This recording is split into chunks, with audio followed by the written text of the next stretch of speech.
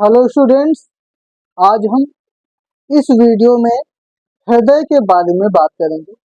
इससे पिछले वीडियो में हम रक्त और रक्त वाहिनियों के बारे में चर्चा कर चुके हैं। अब इस वीडियो में मानव परिसंचरण तंत्र के तीसरे मुख्य भाग हृदय के बारे में चर्चा करेंगे। हृदय, जिसे उर्दू में दिल कहते हैं, अंग्रेजी में हार्ट कहते हैं और हिंदी में हृदय।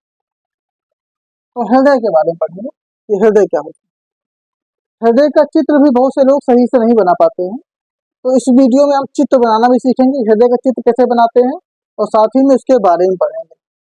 जैसे हृदय की बात करते हैं तो हृदय हाथ की मुट्ठी के आकार, इसका जो आकार होता है हाथ की मुट्ठी के जैसा होता है या फिर शंकु आकार कह सकते हैं। शंकु आकार, शंकु के जैसा होता है। जैसे कि लोग ऐसे बनाते हैं हृदय, रियल में ये कोई हृदय नहीं है, ये दो दिल नहीं है, तो फर्जी का है। बट जो रियल का हृदय है वो पढ़ेंगे। तो हाथ की मुट्ठी या शंकु के आकार का होता है। हृदय का जो वजन होता है लगभग 250 से 300 ग्राम होता है। इसका ऊपरी भाग चौड़ा होता है निचले से, मतलब निचले की तुलना में ऊपरी का जो भाग होता है वो चौड़ा होता है।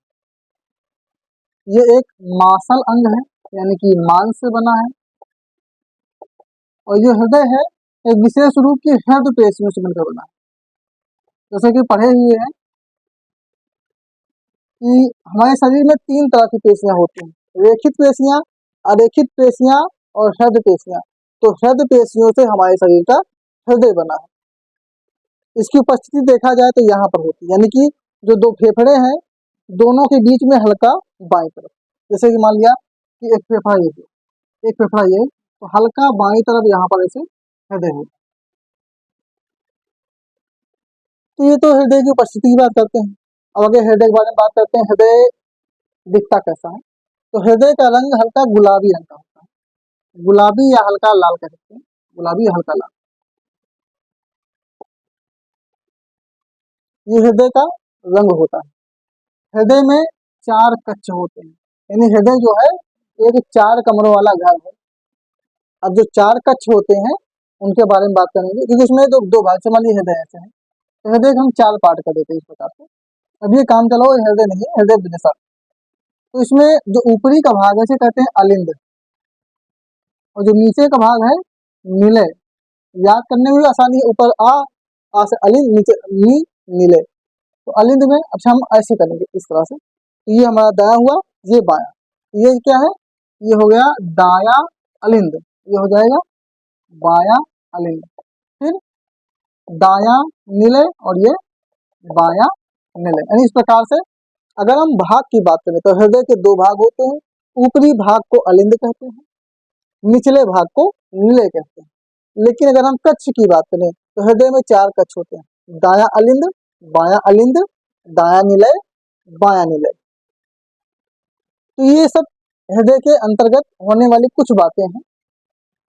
हृदय जब धड़कता है तो जानते होंगे कि हृदय के धड़कने में एक ध्वनि निकल से बोलते हैं, ध्वनि होती है लब डब, लब डब, लब डब।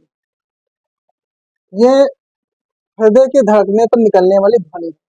हमारा जो सामान्य हृदय होता है वो 1 मिनट में लगभग 72 से 75 बार धड़कता है। धड़कन एक उर्दू का शब्द है, इसे हिंदी में कहते हैं स्पंदन। यानी हृदय स्पंदन की जो दर होती है वो लगभग 72 से 75 बार होती है। और जितनी बार हृदय स्पंदित होता है उतनी बार हमारे शरीर में, यानी हमारे हृदय में शरीर से अशुद्ध रक्त आता है और फिर शुद्ध रक्त निकलता रहता है। हृदय का मुख्य जो कार्य है वो है पंप करना। हृदय जब पंप करता है तो शुद्ध रक्त शरीर में बढ़ता है और शुद्ध रक्त आता रहता है। तो हृदय के बारे में कुछ जानकारी हो गई। अब सबसे मुख्य बात करते हैं हृदय की संरचना की। जब चित्र बनाएंगे तो उसमें काफी बातें क्लियर हो जाएंगी। इसमें हम ये भी सीखेंगे कि हृदय को बनाते कैसे हैं। तो हृदय का चित्र बनाना सीखेंगे, तो हृदय को दिखाने के लिए ऐसे दिखाया जाएगा, जैसे कि ये ऐसा टाइप।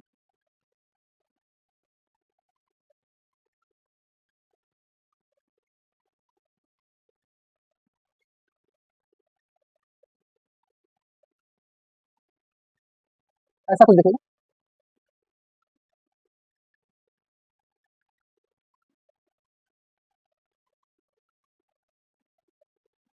अब एक नलका यहाँ से निकालेंगे। इसमें देखते हैं किस प्रकार से बनाना है, सही से होता हो। तो यहाँ से दो रास्ते दिखाएंगे कवर करते हुए, यहाँ से अंदर की ओर।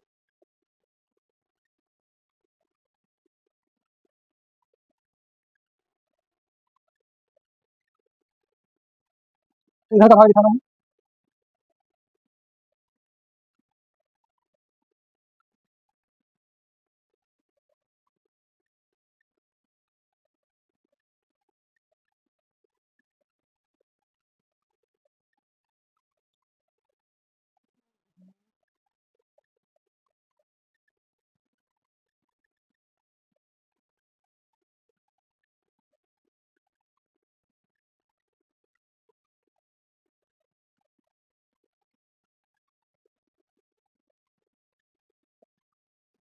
तो ऐसे टाइप से दिखाएंगे।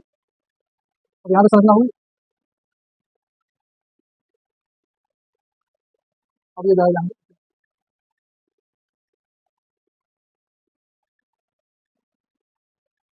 और इधर से ऐसे जाएगा।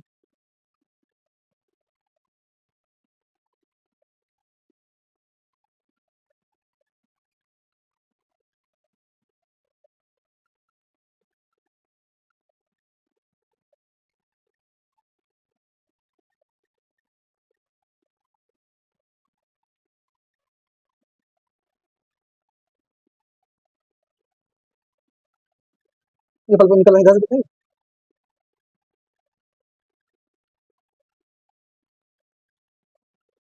तो एक नलका इधर दिखाएंगे, जगह कम दिख रही है।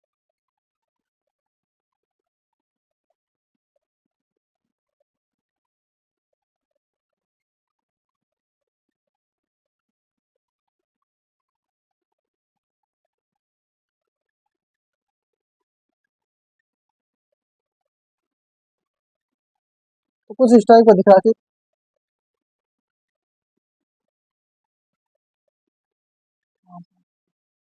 ऐसे टाइप। अब इसी में से सभी रास्तों को क्लियर करके दिखाना है। तो इसे हम पहले के नामांकन करते हैं। तो नामांकन में इधर देखते हैं कि ये जो नलिका है इसको नीचे लिखा देते हैं। इसका नाम है दाया ओवल।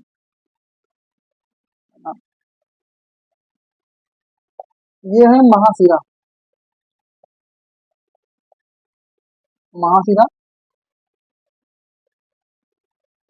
बाकी भाग दिख रहा होगा, इसीलिए जो पार्ट दिख रहा है ये पार्ट है। ये दाया अलिंद है। इधर को देखा जाए तो ये बाया अलिंद।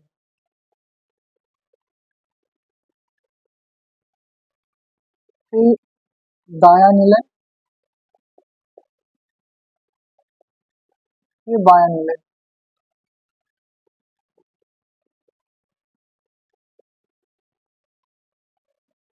अब इनकी मुख्य नलिकाओं की बात करते हैं। इससे महाशिरा हो गई ये आने के लिए। अब दिखाएंगे महाधनी। अब जैसे कि और नलिका यहाँ पे दिख रहे होंगे जी, ये दिख रही है। इसकी जगह यहाँ पे दिखाई। अब इसका नाम है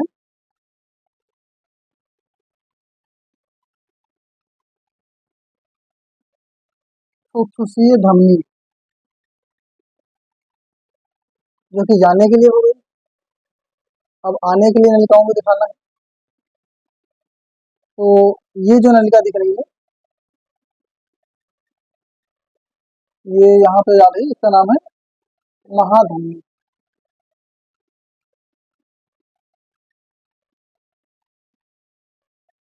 अब वो दिखाना कौन से फुसफुसीय शिरा, तो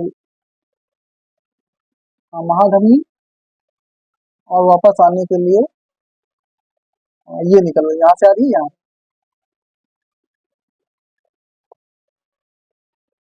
फुफ्फुसीय शिरा। बाकी बहुत सारे अंग हैं, मेन कुछ अंग की बात कर लेते हैं। अब ये हृदय का चित्र दिख रहा है, तो इस चित्र में जैसे कि हम इस प्रकार देखते हैं, तो ये जो भाग है ये दायां अलिंद है, ये दायां निलय है, ये बायां अलिंद है, ये बायां निलय है। थोड़ा गए तो कम दिख रहा है उसको और करते हैं। अच्छा भाई आगे कैसे रहे।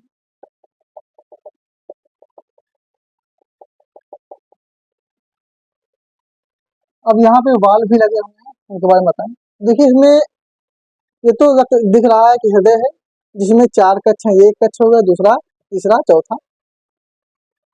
अब इसमें हमने बहुत सारी नलिकाएं दिखा के वो नलिका दिखाई, महाशिरा दिखाई। अब जैसे इसी चित्र में हम पूरी बात समझ लेते हैं रक्त कैसे आता है। जैसे कि रक्त पहले चला, इससे रक्त की केशिकाओं, मतलब शरीर से रक्त की केशिकाओं में, रक्त की केशिकाओं से छोटी शिरा, छोटी शिरा से शिरा, और शिरा से पहुंचा महाशिरा। तो ये जो रक्त है ये आ रहा है महाशिरा, ये अशुद्ध रक्त है, मतलब कि CO2 युक्त रक्त है। ये अशुद्ध रक्त इस आया महाशिरा में। अब जब महाशिरा में आया, तो महाशिरा में आने के बाद सबसे पहले पहुंचे कहाँ पे, इस दाएं अलिंद। अब दाएं अलिंद में रक्त आया। अब उसके बाद यहाँ पे वाल्व लगे, क्योंकि इसमें प्रेशर होता है। अब वाल्व के जरिए क्या करेगा, ये रक्त आगे बढ़ेगा, फिर पहुंचेगा दाएं अलिंद से दाया निलय। तो अशुद्ध रक्त यहाँ से आ रहा है महाशिरा में, महाशिरा से दाया अलिंद, दाया अलिंद से दाया निलय। अब दाया निलय आने के बाद ये रक्त अभी डायरेक्ट बाएं पार्ट में नहीं जाता है। यहाँ पर शरीर में सिस्टम ये होता है कि हृदय शरीर के अंगों को मूर्ख बनाता है। बाकी अंगों के अनुसार देखिए हृदय में क्या है, अशुद्ध रक्त आया, हृदय से शुद्ध रक्त निकला, मतलब साफ है कि रक्त शुद्ध हृदय में हुआ, लेकिन ऐसा है नहीं। रक्त शुद्ध होता है फेफड़ों में, यानी कि फुफ्फुस में, तो इन्हीं के बगल में फेफड़े होते हैं। अब यहाँ से अशुद्ध रक्त जो आया दाया अलिंद से दाया निलय में गया, दाया निलय के बाद ये नलिका लगी, और इस नलिका का नाम है फुफ्फुसीय धमनी। और पिछले वीडियो में हमने बताया था कि धमनी में हमेशा शुद्ध रक्त बहता है, सिरा में हमेशा अशुद्ध रक्त बहता है, लेकिन जब उनके साथ फुफ्फुस सब जुड़ जाए, जैसे कि फुफ्फुसी धमनी, तो वहां हो जाएगा अशुद्ध रक्त, और फुफ्फुसी सिरा में हो जाएगा शुद्ध रक्त। तो जो अशुद्ध रक्त है, अब यहाँ पे है, यहाँ के बाद ये रक्त इससे जाएगा। अब यहाँ पे जाएगा फुफ्फुसी धमनी में, जैसे धमनी में जाएगा वाल्व खुल जाएंगे, फिर रक्त आगे बढ़ेगा। अब आगे बढ़ता हुआ एक इधर को भी रास्ता गया है, एक उधर को भी रास्ता गया। अब इधर के रास्ते बाएं फेफड़े में चला जाएगा रक्त, इधर के रास्ते दाएं फेफड़े में चला जाएगा। अब जब रक्त पहुंचा फेफड़े में, तो फेफड़े में होती है ऑक्सीजन गैस। जब हम सांस लेते हैं तो हम वायु लेते हैं, तो वायु में 21% ऑक्सीजन होती है, जिसका 4% हम लोग यूज कर लेते हैं, वो 4% ऐसे ही यूज होता है। तो वो ऑक्सीजन फेफड़ों वाली आ गई रक्त में। अब रक्त हो गया शुद्ध, बदले में लगभग 4.4% कार्बन डाइऑक्साइड गैस छोड़ दी जाती है उसी फेफड़े में, और वो कार्बन डाइऑक्साइड गैस ये हमारे नाक से मुंह से बाहर निकल जाती है। तो अशुद्ध रक्त जो था वो महाशिरा से दाया अलिंद, फिर दाया निलय, फिर यहाँ से क्या हुआ, फुफ्फुसीय धमनियों से होकर वो चला गया हमारे फेफड़ों में, और फेफड़ों में हो गया शुद्ध। अब शुद्ध होने के बाद वो आएगा बाएं भाग में, अभी तो दाएं भाग में था, अब बाएं भाग में गया है फुफ्फुसीय धमनी से आएगा फुफ्फुसी शिरा। जैसे ये दिख रहा है फुफ्फुसी शिरा, यहाँ दिख रहा है, यहाँ दिख रहा है। अब इन फुफ्फुसी शिराओं से जो रक्त है वो आएगा किसमें, इस दाएं भाग में, सॉरी बाएं भाग में, तो बाएं अलिंद में आ गया। अब बाएं अलिंद में आए थे, यहाँ पे आएगा, वाल्व खुल जाएंगे, तो रक्त आगे बढ़ेगा, बाएं नीले में पहुंचा। अब बाएं नीले में शुद्ध रक्त पहुंच गया, क्योंकि अभी शुद्ध आया है। तो शुद्ध रक्त तो यहाँ से जो ऑक्सीजन वाला रक्त है, ये अब यहाँ पे नलिका लगी है। अब इस नलिका का नाम है फुफ्फुसी, सॉरी इसका नाम है महाधमनी। जो रास्ता जा रहा है ये महाधमनी हो जा रहा है, महाधमनी। अब यहाँ से रक्त इस महाधमनी में पहुंचा, और महाधमनी से रक्त वापस शरीर में भेज दिया जाता है, जो ऑक्सीजन युक्त शुद्ध रक्त होता है।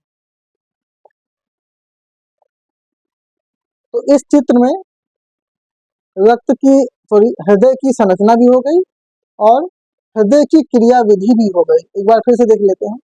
जो रक्त है यानी शरीर का अशुद्ध रक्त, वो महाधमनी और महाशिरा में आया, महाशिरा से दायालिंद में, दायालिंद से दायानिलय में, दायानिलय से फुफ्फुसीय धमनियों द्वारा फुफ्फुस में पहुंचा, फुफ्फुस में शुद्ध हुआ, फिर शुद्ध रक्त फुफ्फुसीय शिरा से वापस आया हृदय के बाएं भाग में यानी कि बाएं अलिंद में, फिर पहुंचा बाएं निलय में, फिर बाएं निलय से वो महाधमनी से होकर धमनियों द्वारा वापस शरीर में चला जाता है। तो इस प्रकार से शरीर से अशुद्ध रक्त आता है और हृदय से फिर शुद्ध रक्त वापस जाता है। ये तो हो गया चित्र। अब इसको हम ग्राफ के अनुसार ग्राफ में दिखा देते हैं किस प्रकार से कार्य होता है। हाँ, इस प्रक्रिया को दोहरा परिसंचरण भी कहते हैं, क्योंकि रक्त पहले आधे भाग में आया, फिर गया हृदय में, फेफड़ों में, फेफड़ों से घूम के फिर आधे भाग में आया, फिर गया बाहर। तो इस प्रकार से यानी एक ही हृदय के दो चक्कर लग गए, इसीलिए कहते हैं दोहरा परिसंचरण।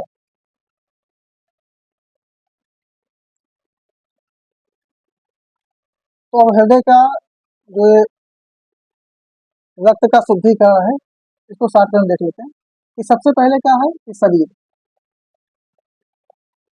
अब शरीर से जो अशुद्ध रक्त, अशुद्ध रक्त, अशुद्ध रक्त पहुंचा रक्त केशिकाओं में, रक्त केशिकाएं। अब रक्त केशिकाओं से ये अशुद्ध रक्त जाएगा छोटी शिराओं में, छोटी शिराएं। अब छोटी शिराओं से ये अशुद्ध रक्त जाएगा शिराओं में, फिर शिराओं से ये अशुद्ध रक्त पहुंचा महाशिरा, और जो महाशिरा है ये महाशिरा हृदय में जाएगी। तो हृदय के 4 पार्ट और डायटम पार्ट्स की बात करते हैं। तो महाशिरा से रक्त गया दाया अलिंद में, और दाया अलिंद से गया दाया निलय में, और फिर दाया निलय से गया कहाँ फुफ्फुसीय धमनी में, और फुफ्फुसीय धमनी से पहुंचा हृदय, फेफड़ों में, फुफ्फुस में, फेफड़ों में। अब फेफड़ों में रक्त हो जाएगा शुद्ध, फिर अभी यहाँ से चलेगा शुद्ध रक्त। अभी तक हमने अशुद्ध नाम लिखा था, अब लिखेंगे शुद्ध। तो शुद्ध रक्त फेफड़ों से आया फुफ्फुसीय शिरा में, फुफ्फुसीय शिरा, फुफ्फुसीय शिरा से ये पहुंचा कहाँ दाया, तो बाया, बाया अलिंद में, बाया अलिंद से पहुंचा बाया निलय में, और बाया निलय से ये रक्त पहुंचेगा कहाँ पे महाधमनी, महाधमनी में। अब जब हृदय पंप करेगा तेजी में, महाधमनी से जो रक्त है वो आगे बढ़ेगा और पहुंचेगा कहाँ पे धमनियों में, फिर धमनियों से पहुंचेगा कहाँ पे छोटी धमनियों, छोटी धमनियों, फिर छोटी धमनियों से ये जो शुद्ध रक्त है ये जाएगा रक्त केशिकाओं में, और फिर रक्त केशिकाओं से शरीर में चला जाता है हमारे पेट। तो इस प्रकार से पूरे शरीर में रक्त का संचार होता है, जिसे हम परिसंचरण या दोहरा परिसंचरण कहते हैं। ये रक्त का दोहरा परिसंचरण है। तो उम्मीद है कि ये टॉपिक समझ में आ गया होगा। इस रास्ते का स्क्रीनशॉट ले सकते हैं। इस प्रकार से रक्त का आवागमन हमारे शरीर में होता है। तो इस वीडियो में हमने हृदय की संरचना को पढ़ लिया और हृदय की क्रिया विधि को पढ़ लिया कि हृदय किस प्रकार से कार्य करता है। वैसे हृदय के कार्य की बात करें तो मेन जो कार्य हृदय का है वो पंप करना होता है। तो जब रक्त को ये पंप करता है तभी रक्त हमारे शरीर में जाता है। तो ये टॉपिक हो गया है। यानी इस प्रकार से मानव का रक्त परिसंचरण समाप्त हुआ। अब इसी लेसन में एक और टॉपिक है, मानव का लसिका परिसंचरण तंत्र। तो अगले वीडियो में हम लसिका परिसंचरण तंत्र के बारे में अध्ययन करेंगे। इसके अलावा और भी एक दो छोटे मोटे टॉपिक हैं, उनको देखेंगे, फिर ये लेसन समाप्त हो जाएगा।